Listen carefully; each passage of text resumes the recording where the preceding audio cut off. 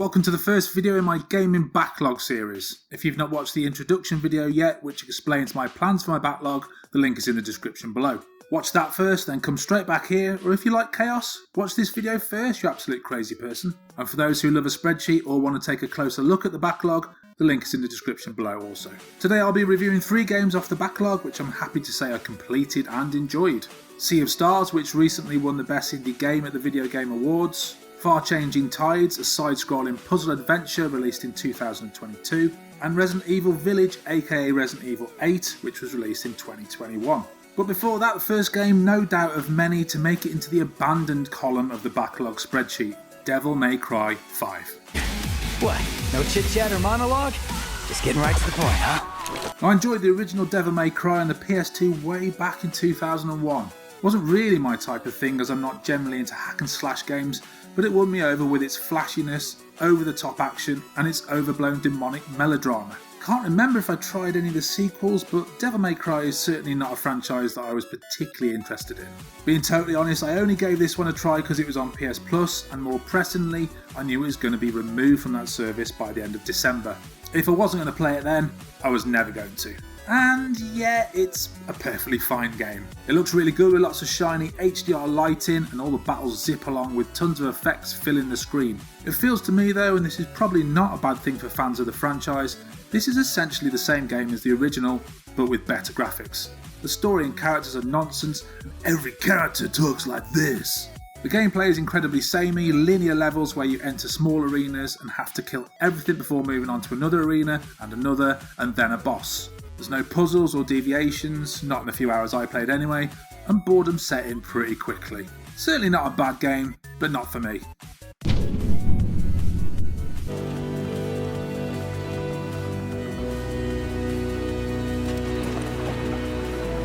Far Changing Tides is actually a sequel to Far Lone Sails, which was released in 2018. I haven't played that game, but Changing Tides seems to be pretty much the same game with a slightly different skin.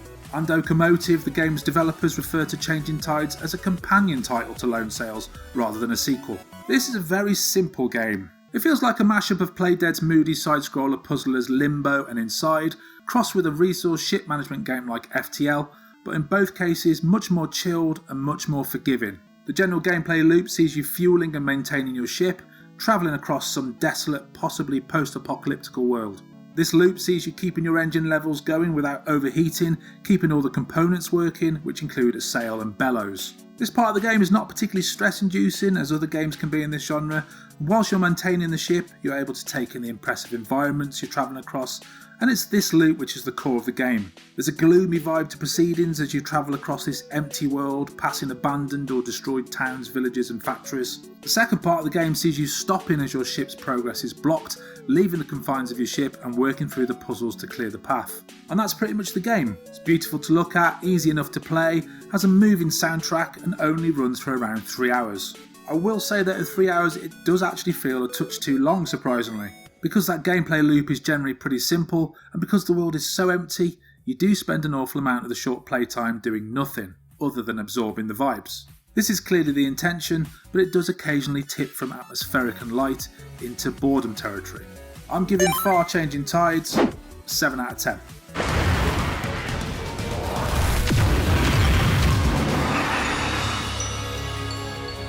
Sea of Stars is a classic style turn-based RPG which went on to become one of the biggest hits of 2023. In a year full of gaming bangers, it's impressive to see an indie RPG gaining so many plaudits, culminating in winning Best Indie Game at the Video Game Awards. And all those plaudits are well deserved too, as this is a great game. I've fallen out of love with RPGs over the past 20 years, especially these classic style games, as I played them to death in the late 90s, and you don't often see a lot of progression in this genre.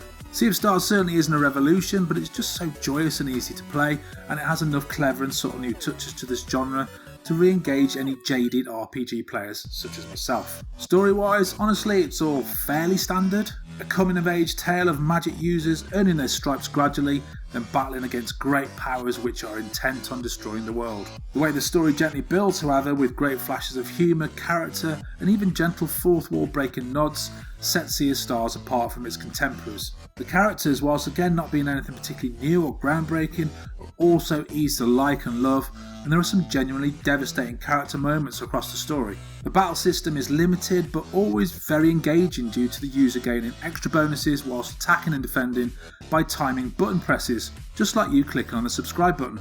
It removes that feeling you often get from turn-based battle RPGs where it can feel like you're not really contributing in terms of skill. It's not a particularly difficult game either, which I think in this space for this type of game is actually a bonus. I died a few times, but it was always in the more difficult boss battles. Overall, this is a great game which goes out of its way to make the experience as pleasant and likeable as possible. It's not reinventing the wheel, but it's well worth the time of any RPG lover and will be a great starting point for anyone wanting to try out the genre. My score for Sea of Stars is 8.5 out of 10. Chris? What the hell?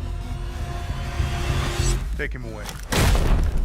Resident Evil Village is Capcom's 8th game in the mainline branch of this genre-defining series. I played Biohazard aka Resident Evil 7 last year and really enjoyed its new tangent, stepping away from RE5 and 6 overblown action, back to real survival horror and switching the perspective to first person for the first time. Village is a direct sequel to that game and you once again play as much beleaguered and quite often stabbed and chopped up Ethan Winters. And this poor bloke is taken through the ringers once again as his fragile family life is torn apart at the start of the game and he's dropped in the game's mysterious village, almost immediately set upon by hordes of beasties intent on stabbing and chopping him up a little more. Village takes Biohazard's idea of a family of supernatural nutjobs and transposes them to a newer, bigger batch of evil, mutated, vampirish freaks. The gameplay features much more gunplay than 7, which I quite like, as the weapons here all feel meaty and fun to use, and it always feels satisfying using the full armoury to take down the range of beasts sent to dispatch you. And of course we have Lady Dimitrescu, who might well be the first sexy giant evil vampire zombie abomination in gaming. I certainly can't think of many others anyway. On the game and level design front, this is pure RE with its Metroid style hubs taking you so far before running into a locked gate or door which requires a MacGuffin to open. The whole game does feel like the pinnacle of level design in this series. There's less backtracking, more rewards found when exploring, and a surprising amount of different locales. Story wise, it's pure Resident Evil hokum. Mad evil creatures wanting to destroy the world and do evil things, held up by a protagonist out of his depth and potentially out of his mind, but just like with the mechanics of the game, the story just works. Resident Evil Village is a great game and it's amazing that this series keeps churning out such rich and varied entries while sticking to its core mantra. This feels like a honing of everything which came before, whilst dropping some of the overblown nonsense that serve as the weaker moments of the series. I'm looking forward to seeing where Capcom go with 9, but I imagine it'll be an extension of the style and gameplay ideas seen in Village and Biohazard before it. And long may these games continue. My score for Resident Evil Village, 8.5 out of 10. Next up on the backlog, I've pressed start on Sifu and Remnant 2, because apparently one punishingly hard game isn't enough for me.